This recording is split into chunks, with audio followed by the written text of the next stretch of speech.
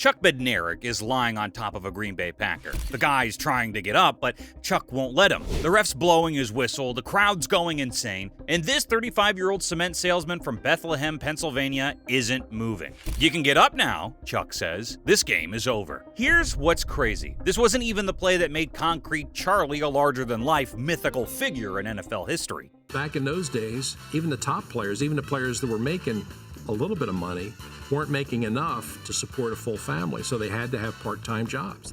I can't wrap my head around how Chuck treated every game like actual warfare. The man went to war, came back, and treated every Sunday like another bombing mission over Germany. How does a kid who thought he'd die in a steel mill become the last 60-minute man in football? Chuck grew up during the Depression in Bethlehem, Pennsylvania. His parents came from Slovakia and never learned to read or write English. His dad worked at Bethlehem Steel, the kind of job where you come home covered in soot and too tired to talk. The kid figured he'd end up in that same steel mill. That was just how life worked in Bethlehem. You grew up, you went to the mill, you died. Then World War II changed everything. 2 months after turning 18, the Army Air Force drafted him and stuck him in the back of a B-24 bomber as a waist gunner. His job? Shooting down Nazi fighters with a .50 caliber machine gun while flying over Germany. Yeah, let that sink in for a second. Years later, Chuck would get quiet when he talked about it. He described how all hell would be breaking loose over the targets, flak exploding around the plane, shrapnel tearing through the aircraft,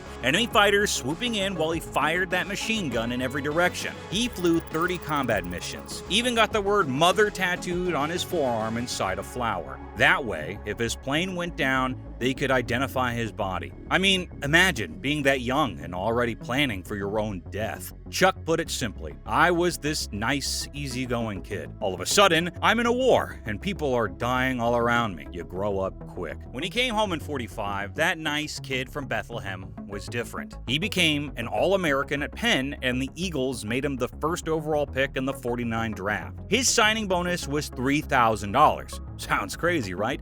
But back then, he thought he'd hit the lottery.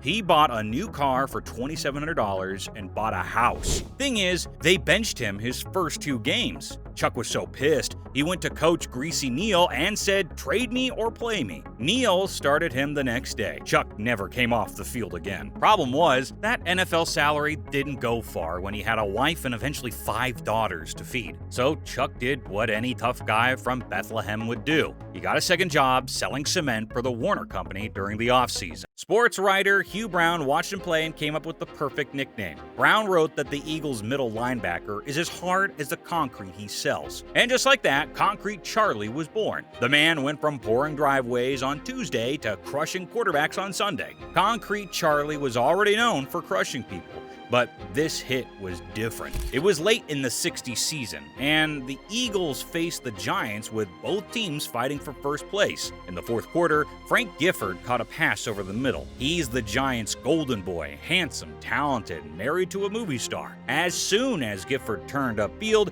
Chuck destroyed him. The tackle was so violent that Gifford went down and didn't move. They carried him off on a stretcher and took him to the hospital in an ambulance. He had a deep concussion so bad, he stayed in the hospital for 10 days. Now, here's what made people really mad. After the tackle, Chuck stood over Gifford and raised his right arm in the air. The photographer caught it perfectly. Chuck looking like some kind of gladiator celebrating over his fallen enemy. The cement salesman had just turned Gifford into concrete. Concrete Charlie defended himself for years. "I wasn't directing it at Frank. I was elated we won. If people think I was gloating over Frank, they're full of you-know-what." The ball flew out when he tackled Gifford. Chuck Weber recovered it. He turned around, saw Gifford on the ground, and said, "This effing game is over."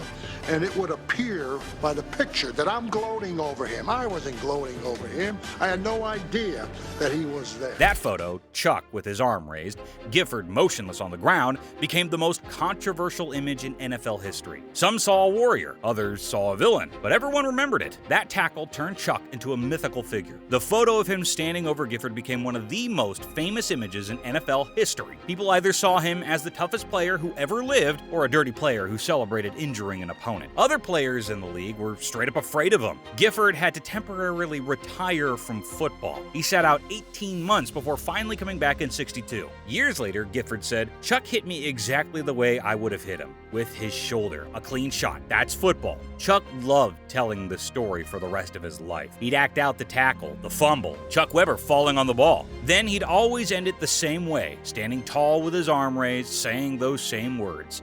This effing game is over. Legend has it, Chuck would watch every Eagles game until the day he died, yelling at the TV about how soft modern players were. If your dad or grandpa ever saw Chuck play live, what story did they tell you? Drop it in the comments. We're collecting these stories before they're lost forever. People argue whether Butkus, Nitschke, or Chuck was the toughest linebacker ever, but only one of them changed the NFL rulebook with a single play, and only one of them went to war. Chuck wasn't done making history. 5 weeks later, on the day after Christmas 1960, he'd create another famous moment in the NFL championship game, Eagles versus Packers. Remember that play from the beginning? Yeah, we're about to find out what really happened. Chuck was 35 years old and had been playing both ways all season because the Eagles linebacker broke his leg. His 5th daughter had just been born that year. While other guys his age were thinking about retirement, he needed the money too badly to quit. Final minute of the contest. Eagles up 17-13. Packers have the ball. Jim Taylor, Green Bay's bruising fullback, caught a pass from Bart Starr. Chuck made the tackle at the 9-yard line, wrapping him up and taking him down hard. But then Chuck didn't get up. He stayed on top of Taylor while the Packers screamed at him to move so they could run another play. The clock's ticking. 10 seconds. 9, 8. The cement salesman won't budge. Taylor's trying to push him off. The refs can't do anything because there's no rule against it. Chuck just lays there like a 233-pound blanket. This guy really just decided the rules didn't say he had to get up, so he wasn't going to. The clock hit 0. Eagles are 1960 world champions. Years later, the NFL changed the rules, partly because of what Chuck did that day. Now, you get penalized for not letting a guy get up, but back then, perfectly legal and perfectly Chuck. So why did Chuck play so long when his body was breaking down? It's simple. Money. He was 35 years old, playing both ways because the team needed him, and he needed the paycheck. His 5th daughter had just been born. While today's players retire to broadcasting booths, Chuck sold the stuff in the offseason just to pay the bills. He played 14 seasons, not for glory, but to feed his family. Chuck missed only 3 games in those 14 seasons. 8 Pro Bowls, 2 championships, first ballot Hall of Famer. But all that hitting took its toll. The man played through injuries that would sideline today's players for months. Torn bicep? Tape it up. Cracked ribs? Don't tell the coaches. Chuck's philosophy was simple. If you could walk, you could play. And if you couldn't walk, you'd figured something out. His fingers ended up bent at twisted angles. The pinky on his right hand stuck out 90 degrees,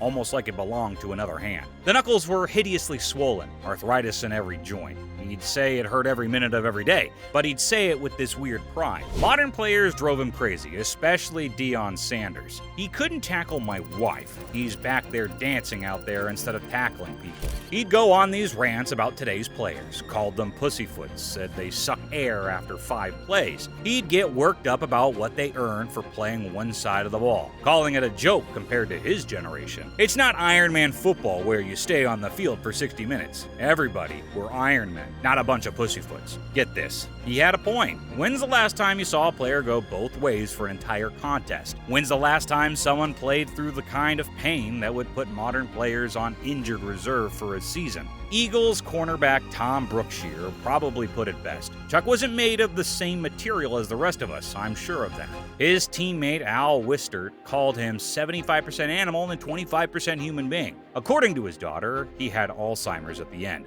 probably from all those blows to the head, but he lived to 89. The kid who thought he'd die in a steel mill became a legend in NFL history, a World War II hero who sold cement to feed his family. The last man to play every snap on both sides of the ball. This was Philadelphia through and through.